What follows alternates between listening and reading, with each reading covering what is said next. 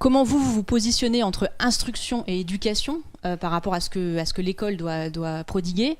Et qu'est-ce que vous appelez la créativité, vous, Monsieur Cheminade? J'appelle ça pas de grammaire d'abord. D'abord le récit et d'abord la connaissance. Qu'est-ce que ça veut dire? Ça veut dire qu'il faut arrêter cette querelle entre l'acquisition de compétences, les savoirs fondamentaux et l'intérêt de l'enfant. C'est une chose et la même chose. Il faut être français, dévoyer, ne pas connaître notre culture, ne pas connaître notre histoire, pour avoir ces querelles formelles.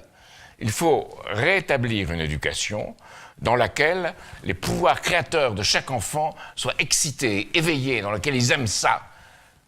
Alors, j'ai vu une mère, je ne sais pas si elle signera pour notre campagne, mais qui m'a dit qu'elle avait situé dans le périscolaire, qui était une très bonne idée au départ, mais qui est devenu un désastre parce qu'on n'a pas mesuré avec quels moyens, on n'a pas mesuré avec quel argent, on n'a pas mesuré qui le ferait, qui en prendrait la responsabilité. Donc les communes pauvres ne peuvent pas faire ce que font les communes riches. Mais elle, qui est une commune relativement riche, a dit « j'y mettrai l'astronomie, le conte pour la langue, pour l'apparition de la langue avec tout ce qu'elle comporte de mystère, de découverte, de connaissances, et évidemment la musique.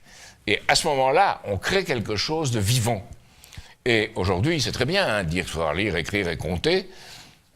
J'ajouterais, bien entendu, chanter, parce que c'est quelque chose de naturel à l'être humain quand il découvre, et on le fait dans beaucoup d'autres pays du monde, on ne le fait pas, ou pas assez en France, où il se crée tout un mouvement de chorale, mais en dehors de l'institution scolaire, très souvent.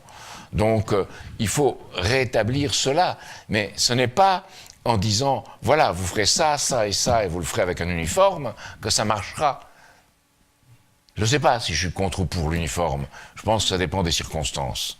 Mais ce qui est important, c'est ce qui est communiqué pour que l'enfant, tout enfant, prenne confiance en soi. Et le désastre en France, c'est pour ça qu'on a des problèmes dans le classement de PISA, c'est qu'on forme 10% qui sont parmi les meilleurs. Hein. Ah, le sommet de la pyramide, il est bien. Puis après, dès qu'on descend, ça devient de moins en moins bien. Et en bas, ça devient très mal.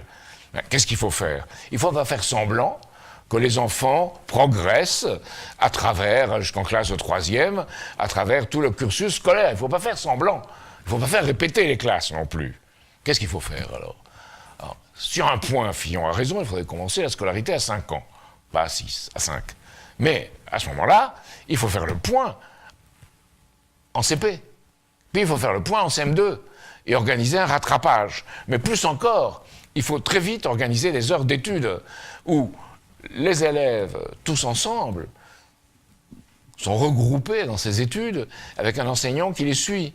Ou peut-être, dans certains cas que je connais dans les Vosges, il s'agit d'enseignants retraités qui suivent les élèves. Et là, tout le monde est ensemble et on progresse comme un tout, avec un sens collectif. Alors que l'autre méthode, c'est de dire, on va laisser aller jusqu'en 3e, une autre méthode qui est de dire, on prend ceux qui sont les plus en retard, on les regroupe et on les pousse. Mais ça ne développe pas leur estime de soi. S'ils sont en même temps avec les autres, il y a quelque chose de commun. Et les enfants qui viennent d'un milieu favorisé, où on est tranquille à la maison, où on a des parents qui peuvent vous guider, sont mis dans les mêmes conditions, au moins pendant 2 heures, avec ceux qui viennent d'un milieu qui n'est pas favorisé, où on est plusieurs peut-être dans une chambre, où il y a du bruit, où il est difficile de se concentrer.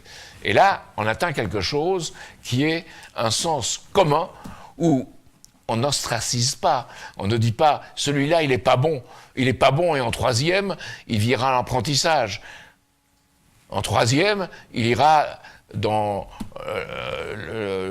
au bac pro, ou on ne l'essaie pas. Non.